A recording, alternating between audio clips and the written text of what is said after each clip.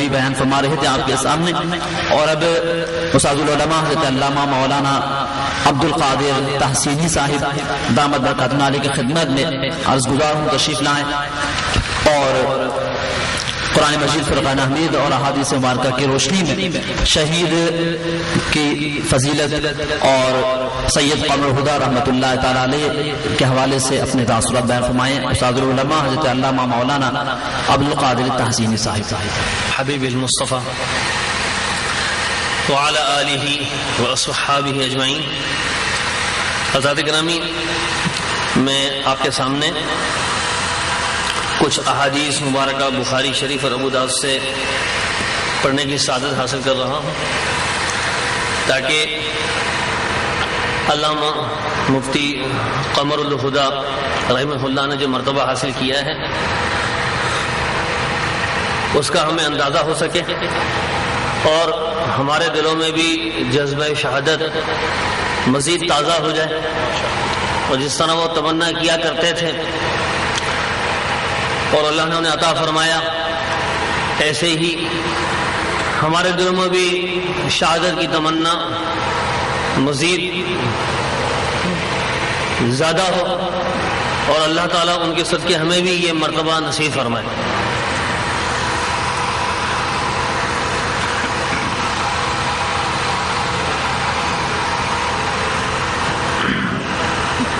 بخاری شریف کی کتاب الجہاد والسیر سے باب تمنی شہادہ امام بخاری رکھتے ہیں باب کا نام، اور پھر اس میں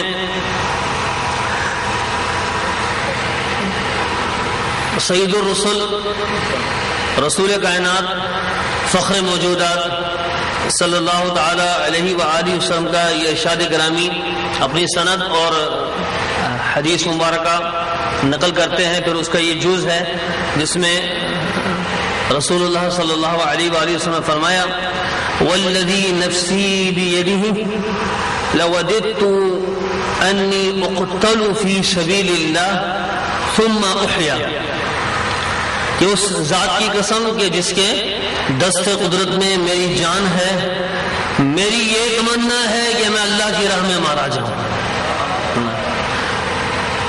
حبیب کبریا رسول کائنات اور سب سے افضل انسانوں میں سے رسولوں میں سے جو سب سے افضل ہیں، وہ فرما رہے ہیں کہ میری یہ تمنا ہے کہ میں اللہ کی راہ میں مارا جاؤں.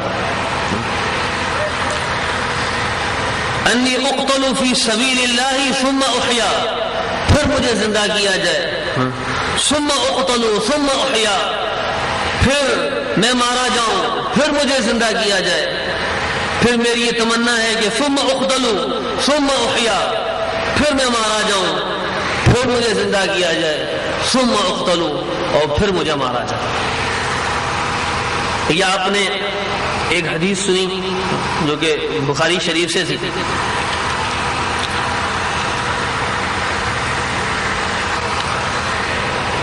اور یہ تمام احادیث اور تمام تر واقعات صحابہ اور واقعات شہادت بزرگان دین یہ بتا رہے ہیں کہ خاص طور پر جو دین کے دشمن ہیں ان کے لیے ان میں پیغام ہے کہ ان کی کوششیں دین کو مٹانے کے لیے جو وہ کر رہے ہیں وہ کارگر ثابت نہیں ہوں گی، اور ہم اپنی جانیں تو قربان کر سکتے ہیں لیکن اس دین پر آنچ آنے نہیں دے سکتے. اگر کسی کی موت سے دین ختم ہو جاتا تو حضرات گرامی دین کو اس دن ختم ہو جانا چاہیے تھا جس دن اللہ تبارک و تعالیٰ نے ایک لمحے کے لیے اپنے حبیب صلی اللہ علیہ وآلہ وسلم کو موت عطا فرمائی. جس دن آپ علیہ السلام نے وصال فرمایا اس دن دین ختم ہو جانا چاہیے تھا، لیکن اس دین کی حفاظت یہ کسی انسان کے ذمہ پر نہیں ہے بلکہ اس دین کو اللہ چلا رہا ہے جو حی ہے، جو قیوم ہے۔ ہم لوگ کہیں جانے سے ڈرتے ہیں، ہمیں جان کا خوف کھایا جاتا ہے، اور دین کے معاملے میں ہم قربانی دینے سے پیچھے ہٹتے نظر آ رہے ہیں۔ یہی وجہ ہے کہ آج دشمنان اسلام ہم پر غالب ہوتے نظر آ رہے ہیں۔ ایک ہمارے صحابہ ہیں، انہوں نے اپنی جانیں قربان کی اور کسی موقع پر اور کسی لمحے بھی دین کی دعوت دینے سے اپنے آپ کو پیچھے نہیں کیا، چاہے ان کی جانیں چلی جائیں، چاہے جو کچھ ہو جائے۔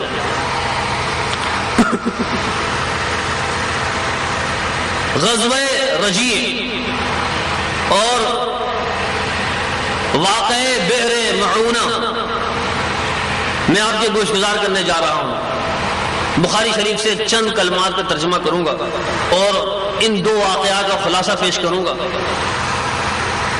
تاکہ ہم دیکھیں کہ ہمارے صحابہ کا کیا جذبہ تھا اور وہ کس طرح آگے بڑھ بڑھ کر دین کے لیے، اللہ کے لیے اپنی جانیں قربان کرتے تھے، اور شہادت کا شوق انہیں ہر دم آگے بڑھاتا رہتا تھا۔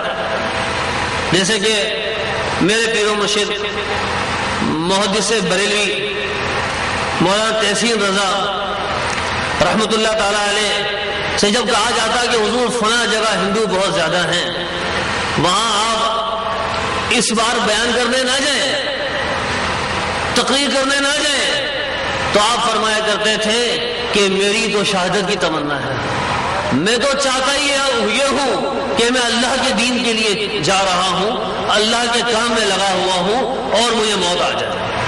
تو اگر ایسا ہونے والا ہے کہ میں اسلام کے لیے جا رہا ہوں جس سے غیر مسلم ناراض ہو رہے ہیں اور وہ اسلام کی وجہ سے مجھے اگر قتل کر دیں تو یہ تو میری بہت بڑی سعادت کی بات ہے۔ چنانچہ غزوہ رجیع میں صحابہ کرام ایک مہم پر روانہ تھے اور اس مہم میں نبی کریم صلی اللہ تعالی علیہ وآلہ وسلم نے عاصم بن ثابت کو امیر بنایا۔ امام بخاری اپنی سند سے یہ الفاظ ذکر کرتے ہیں بخاری شریف میں، وَأَمَّرَ عَلَيْهِمْ عاصم بن ثابت وهو جد عاصم بن عمر بن خطاب، یعنی وہ حضرت عمر بن خطاب کے صاحبزادے عاصم کے نانا تھے۔ فانطلقوا، یہ حضرات چلے، پھر ان کی کفار سے مٹ بھیڑ ہوئی اور کفار نے ان کو گھیر لیا، اور ان میں سے ایک شخص نے کہا کہ آپ سب اتر آؤ اور اپنی جانیں، اپنے نفس ہمارے حوالے کر دو۔ تو عاصم نے کہا، فقال عاصم اما انا فلا انزل فی ذمتی کافر، میں کسی کافر کی ذمے میں نہیں اتروں گا۔ انہوں نے کہا اللہم اخبر عنا نبیک، اے اللہ ہمارے اس حالت سے جو ہم سے ہمارے ساتھ ہونے والا ہے اس کی خبر اپنے نبی کو پہنچا دے۔ انہوں نے ان سے جنگ کی اور عاصم بن ثابت شہید ہو گئے اور دیگر صحابہ بھی شہید ہوئے۔ پھر خبیب اور زید،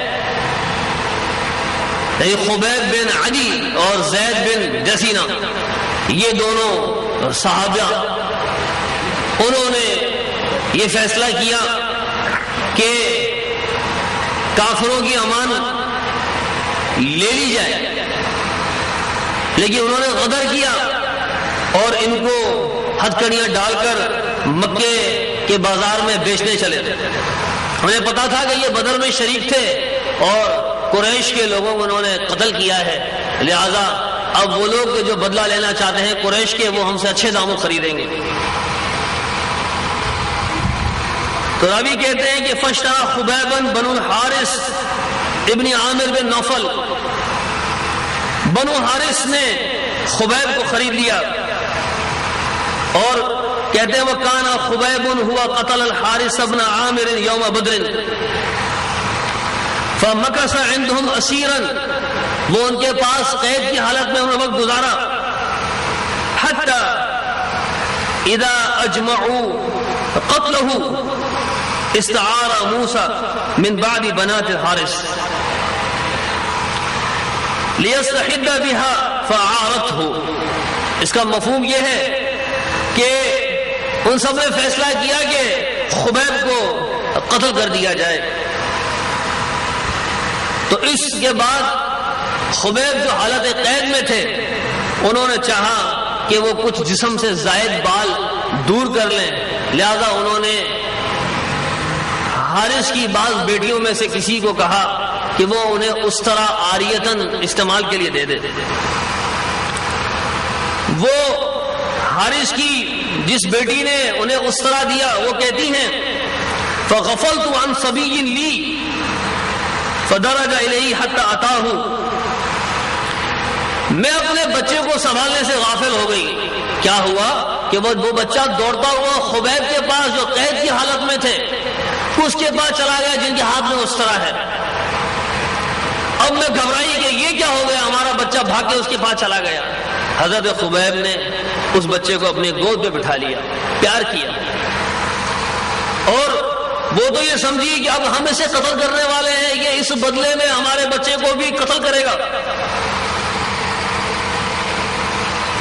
لیکن انہوں نے انہیں ران پہ بٹھا لیا. فلما رأیتہ فزعت فزعة عرف ذلك منی وفی یدہ موسیٰ.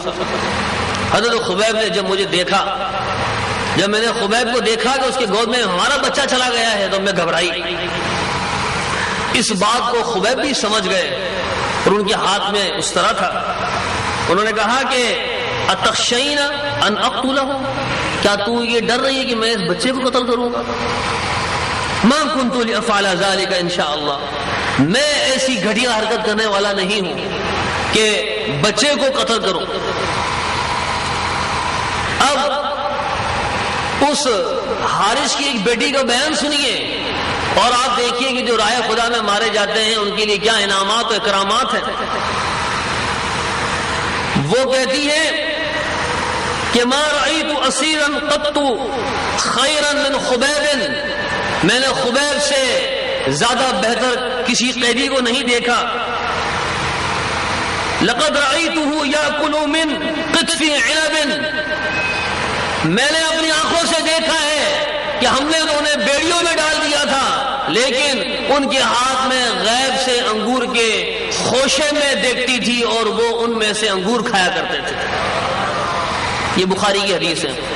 اس سے کرامت اولیاء کا ثبوت بھی ملتا ہے.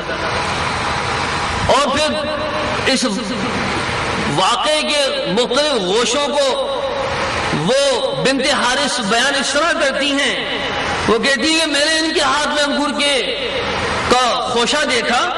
وما بمکہ یومئذ ثمرہ، مکے میں وہ پھل کے دن نہیں تھے، انگور کا موسم نہیں تھا.